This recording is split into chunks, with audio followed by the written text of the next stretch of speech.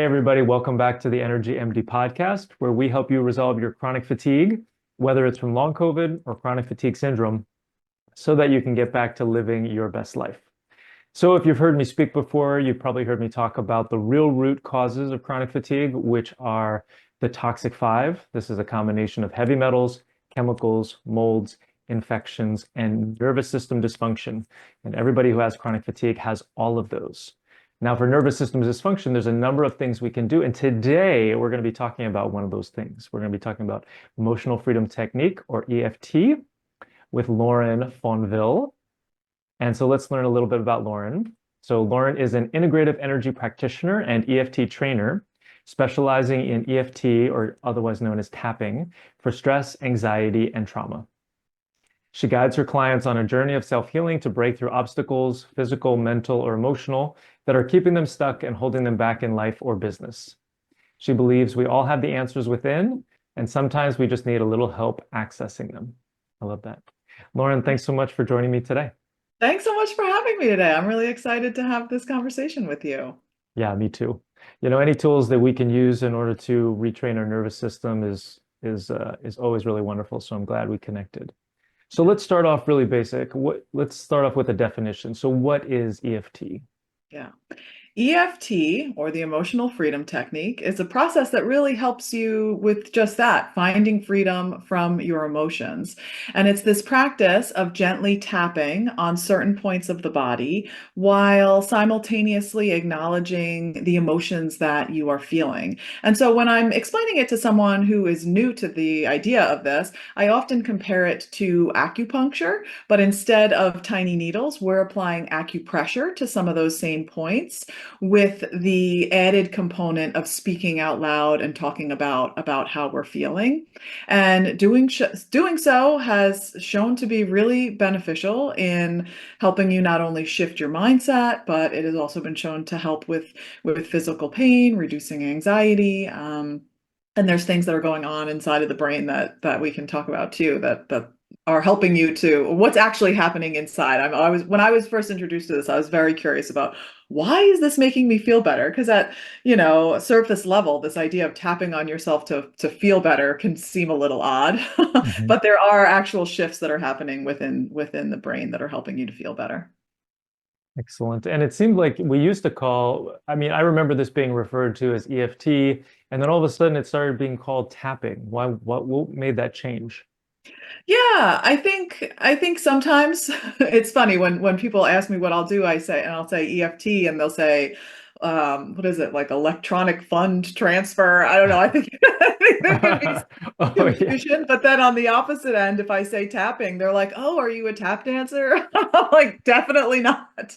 So, I think that might be part of it, just another just descriptive way. I'm not sure when that really happened. Mhm. And is there anything interesting about the history of EFT? I mean, how long has it been going on? When was it founded? Yeah, so before EFT was a thing, it was called TFT, thought field therapy, and it was something that was really only used by therapists and psychologists. And then Dr. Callahan had a student who then kind of added some NLP techniques to it and made it simplified the process. And I believe that was in the 70s maybe. And so it's kind of evolved since then, and has I feel like definitely since I first started this work. I launched my business back in 2018 and was introduced to tapping shortly before that. It's definitely picked up some momentum. More people are aware of it than ever before, which is really cool. And I'm always so excited to introduce it to people and share it. Yeah, and it's a tool that doesn't cost you anything, right? You learn how Right. to do it, and it's just, your hands in your pocket. And Yeah, all you need is your fingertips. right. And I've heard that not even that. I've heard that, if you don't feel comfortable tapping on yourself, like while you're doing a lecture or whatever, you can visualize it. Is that true? Yeah, absolutely. You don't have to do it. You can just kind of think through the process, or for those people that struggle with sleep, the idea of like tapping on yourself in the middle of the night that might, maybe wake you up a little bit more, so you can just kind of close your eyes and visualize the practice as well. Yep. Mhm. And how long does it take? So it depends. You can tap for just a couple of minutes to help to reduce any intensity, or you can tap for longer periods of time. So the beauty about tapping is that it can be used proactively on a day-to-day basis as part of your self-care, and then it can be used reactively in those moments where you're really feeling triggered to help bring you down to that calmer, more grounded state. And sometimes we only have a little bit of time, right? Maybe I've worked with clients who get really nervous before giving a talk, and they only have a couple minutes and they can do a couple minutes of tapping before they go out there. If you have a longer period of time, you can tap for longer. Ideally, you tap for as long as it takes to reduce the intensity of whatever you're feeling in that moment. Mhm. And you had mentioned NLP. Mhm. Can you define that for us? So I'm not, totally well versed in NLP, but neuro linguistic programming, and it is something that people can incorporate with tapping, or it's part of, I guess, Gary Craig kind of incorporated some of those things into the process of tapping, but it's just another tool of helping to calm the nervous system. So you're tapping on these acupuncture points, essentially meridians or energy fields that are kind of running through the body, which by itself can be relaxing. And then the things that you're talking about are suggestions that that help to solidify things. Is that accurate? Um, I wouldn't necessarily say suggestions. I would Okay. say we're tapping on how we are actually feeling. So when I talk about it, it's like this idea, for example, let's say that you're feeling really sad about something. And so there are some people that would say, okay, I recognize that I'm feeling really sad and down. And then you could go to the opposite end of the spectrum and say, I'm so happy, right? You could say a positive affirmation, but there's this disconnect then between what you're saying and what you're actually feeling, right? And Hmm. so with tapping, it's different. We're going to acknowledge the fact that I'm feeling really sad or really angry or really frustrated, whatever the emotion is. And we're going to put words to that. And it can be as simple as, I'm really sad right now. I'm feeling all of this sadness. I'm so sad. We're just holding space for how we're actually feeling, with the intention of slowly and organically and authentically moving that needle towards the better thought or feeling.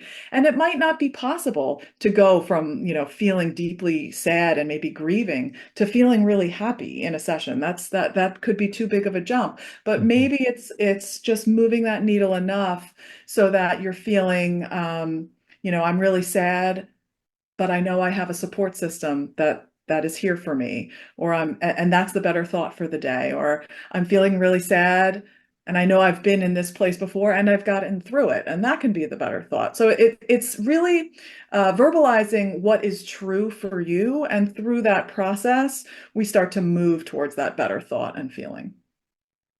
So it's kind of like being authentic with where you're at and what you're struggling with. And then there's like a but Hmm. that kind of helps you to go to the next step of feeling better potentially.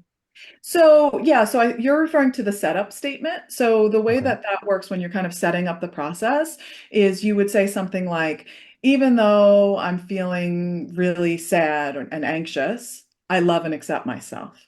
So you're acknowledging how you're feeling and where you are, and then you are ending it with something more positive. There are some people that struggle with saying, I love and accept myself. And so you can do what we call flexing the statement. So you could say, even though I'm feeling really sad and anxious, that's just how it is today.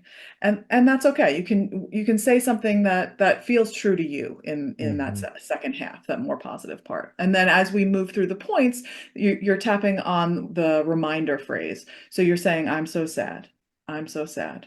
All of this sadness. You're kind of honing in. And sometimes people are saying, are we tapping in the bad thing? We're saying that negative thing over and over again. Like, why? Yeah, and it's not that we're tapping in the bad thing. What we're doing is holding space for how we are actually feeling. And I think that a lot of the time as human beings, we don't do that, right? Because we don't like feeling sad, angry, frustrated, Hmm. overwhelmed. And we tend to push that stuff down, stuff it, as I like to call it, and we distract ourselves. We focus our attention on something else so that we don't have to feel those uncomfortable feelings. And then what happens, right? All that stuff that we've been stuffing down continues to build up until it gets to that point where it comes out in some way. And sometimes that comes out with like an emotional meltdown. Sometimes that comes out as physical pain.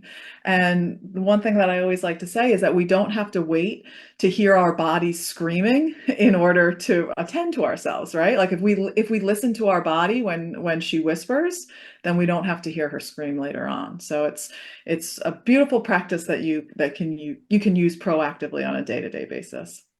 Excellent. Yeah, that's really important. So then in terms of, so what does a session look like with you? Yeah, so typically a one-on-one session is an hour long. And what I always like to say is that tapping meets you where you are. It is a very gentle practice. So it's not something where we're diving into the deep end and you're having to relive traumatic events or anything like that. It's a very gentle practice. So we talk about what's going on with you, and sometimes it depends on the person, right? So sometimes that's something physical. They're dealing with a physical issue in their body, and we start there, and we talk about the physical sensation that they're experiencing, and maybe that moves into the emotions that are associated with that. I like to say that tapping is kind of connecting the dots type of process, and trusting that one thing is going to lead to another, and you really never know what it's going to lead to next. That's probably one of the things that I love most about it. But you slowly begin to peel back those layers to discover what really is going on, and what might be contributing to why you're feeling the way that you're feeling. Mhm. And how often do you find that people need to work with you in order to see results? Yeah. So again, it depends on the issue that you're dealing with. Is this something that you've been dealing with for years and years and years, right? It might take longer to kind of peel back those layers and figure out what's going on. Um, your readiness for healing is another thing, and that can be a sticky topic, because it's this idea that, if I ask someone, are you ready for healing, you'd be hard pressed to find someone that says, no, I'm not. Right? Everyone's like, yeah, of course, I'm ready to feel good. But what I mean when I say that is that, your ability to kind of step back and think about it a little differently. And I can give you an example of a client that came to me, and she was dealing with a lot of physical pain. She had fibromyalgia. She was in a flare up, and she wasn't able to really move around for the previous 2 days. And we started talking about, the pain that she was dealing with, and we started by tapping on that. And throughout the practice, the practitioner is asking a lot of questions, right? And then the person is answering those questions, and as the practitioner, I'm trying to reflect back to them the things that they are saying. And one of the questions I asked this woman was, can you think of any benefit to being in pain? And again, that's a hard question. And a lot of people would be like, no, there's no benefit to me being in this pain, right? But she really paused and she thought about it. And she said, well, the one benefit I can think of is that my kids come to my house to visit me more because they know that I'm in pain, right? So that Mhm. really opened a door for us to go down, like, oh, are there fears that if you're healthy and not in pain, that is going to change how often you see your kids or your relationship with your kids? And as we continue to tap, and a session usually is about an hour long, she started to feel better. And she's like, and she was shocked by this. This was actually this was in a workshop. So it was in a group setting, and she was very new to tapping. So it's not something that you have to practice for a really long time to get results. She found results right away. although that doesn't always happen. I don't want to put that out there too. But yeah, I mean, there was a big shift. So just to circle back to the original question of a tapping session, it's typically an hour, and it can cover a lot of ground, and it can go to places that you don't necessarily think it will. Memories from the past can begin to surface, and we just kind of follow that trail as it comes up. And there's books out there and apps, but it seems like that this is a more nuanced process than I think a lot of people realize. Because if you're spending an hour with them and you're kind of following through this process, it seems like having that sort of guidance is really essential to make sure that people don't get hurt Mhm. or, like tell me a little bit more about that. Yeah. I mean, so there's lots of YouTube videos out there, right? And I make lots of YouTube videos so that people can tap along and so that it can be accessible to people. And typically those videos that you'll come across are anywhere from 5, 10, 15 minutes. But the language that those practitioners are using is usually pretty general, pretty broad. And so when you are working one-on-one with a practitioner, we're really honing in on your specific issue, and it's really important that the words that you use resonate for you. And so working with a practitioner, that's what we're doing. We're really reflecting back to you the things that you're saying. That being said, I mean, I think the videos are wonderful and it's a great way for people to be introduced to tapping. But I always like to caveat it with, if you're watching any sort of video and tapping along and what the practitioner is saying really isn't how you are feeling, it's not resonating with you, pause that video and really try to tune in to how you are feeling and putting just a few words. It doesn't have to be complicated, just a few words to how you're feeling, and just tap saying those same words over and over again, and that's going to be more effective for you than just blindly going along with a video that you're like, that's not exactly that's not exactly right, or what's happening for me. And so tapping with a practitioner can help with that. Also, if you are someone who has knowingly experienced trauma in your life, I highly recommend working with a practitioner to make Mhm. sure that you're doing this in a safe way, and that you don't kind of go down a path where you end up having some sort of abreaction on your own. Smart. Let's talk a little bit about the science. Is there science behind it? Yeah, there is a lot of science behind it. There's lots of studies that have been done. One of the big researchers is Dr. Peter Stapleton, who's based over in Australia.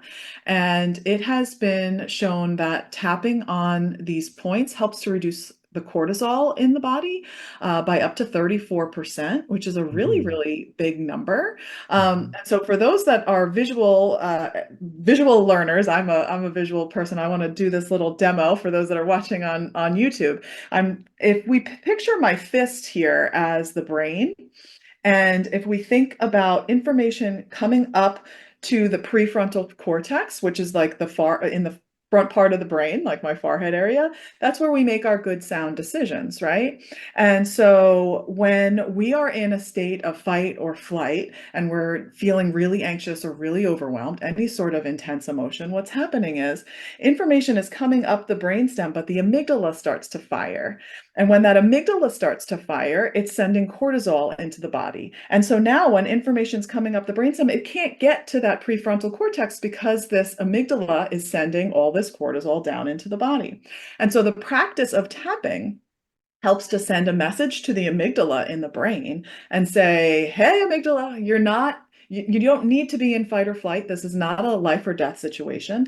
And then slowly that prefrontal cortex comes back online. So now you can make those good sound decisions again. Sometimes people talk about it as like flipping your lid, right? You're kind of Mm. so overwhelmed. And I like to give the example of, maybe you're so overwhelmed, there's a project at work and you're at your desk and you're just really feeling the tension and stress of all of it. You might even say to yourself, I can't think straight right now, right? When you're so overwhelmed, I can't think straight right now. And you literally can't, because that cortisol, that amygdala is going off, and that cortisol is coming into the body. So if we can tap and reduce that amount of cortisol, slowly that prefrontal cortex comes back online and we can think more clearly and feel more grounded. And we all want to be making decisions from a grounded place as opposed to that like frenetic energy energy type of place. Hmm. And so it's just a way of helping to calm the body as well as calming the mind. Hmm. I have a singing competition in a couple of days, and normally to when it's time for me to sing, I'm taking deep breaths. I'm trying to relax myself. I'm definitely going to have to start doing some more tapping because I Yeah. could see that really helping me. Yeah. I love that. So, in addition to all of the regular points, and I can, if you want me to walk through where the points are, I'm happy to do that. Okay, I'll do that real quick. So, the first point is on the pinky side of the hand. So, I'm a righty, so I tend to use my right hand and tap on the pinky side of my hand, but you can always do the opposite, or switch back and forth. Sometimes I have clients say they feel uneven if they don't do both. And then the next point is the top of the head, crown of the head. You can do one hand or you can do two. You can do fingertips or you can do like the palm of the hand. Next is the start of the eyebrows. Again, you can do both at the same time or just one. Sides of the eyes. And this is a common point, right? Like if you're feeling stressed out, you might come and rub the sides of the eyes, the temples, Hmm. which is just like a natural thing that we do and we don't even realize that's helping to reduce cortisol in our body. And then under the eyes, under the nose, onto the chin crease and the collarbone. So it's really just below the collarbone, kind of on the fleshy part on both sides. Under the arm on the side of the body. So for women, it's about the center of the bra strap, and for men, it's about 2.5 inches from the armpit. And then the last point is between the pinky and the ring finger on the back of the hand. So those are all of the main points. But for what kind of is making me think about this is how you were saying, you're going to be singing, and so maybe you're around people, and you don't necessarily want to be tapping on your head and having them be like, "What's that guy doing?" Right? So there are some additional points, just how with acupuncture they put needles in all over the body. There are some additional points that you can tap on that are a little bit more inconspicuous, right? So if you just squeeze at the base of the nail on any finger, so on the sides of any finger, just squeezing at the base of the nail, it is doing the same thing. There's points there as well. So Hmm. you can always just like have your hands in your lap, or if you're at work, have your hands under your desk. It just looks like you're fidgeting. It doesn't look like anything. And it really can help as you're doing your deep breathing. It can really help to be a grounding thing, and no one knows what's going on. Thank you. That's Yeah. really great. When I studied acupuncture, I think those are called like the ting ping points, kind of like right there at the base of the nail. Yeah. Yeah, Yeah. yeah. I really like. You can also tap on them if you like, but I Mhm. really like the squeezing of them. It's also something that I often share with my kids. If they're feeling stressed out before a test, just take a few deep breaths and squeeze those fingers and Mhm. help to calm you. Mhm. What a great tool. Yeah. Yeah. So for people who are interested in learning more about the work that you do, where can they find you? Yeah. So my website is mindshiftwithlauren.com.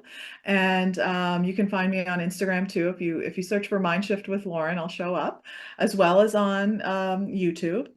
And I do have a free masterclass on my website if you want to learn some more about the science. And you can access that by going to mindshiftwithlauren.com // masterclass. Yeah, that's where you can find me. Wonderful. And we will drop all those links below. Thank you so much for coming on, Lauren. I so appreciate the work that you're doing to help people, help heal humanity, as they say. Oh, thank you so much for having me. I really, really appreciate it. So if you have chronic fatigue or long COVID, come check us out at energymdmethod.com and jump on a free fatigue clarity call where I will review your history and help you figure out what you're missing and why you haven't been able to get better yet. I hope you learned something on today's podcast. If you did, please share it with your friends and family and leave us a 5-star review on iTunes. It's really helpful for getting this information out to more people who desperately need it. Sharing all the experts I know and love and the powerful tips I have is one of my absolute favorite things to do. Thanks for being part of my community. Just a reminder, this podcast is for educational purposes only. and is not a substitute for professional care by a doctor or other qualified medical professional. It is provided with the understanding that it does not constitute medical or other professional advice or services. Thanks for listening, and have an amazing day.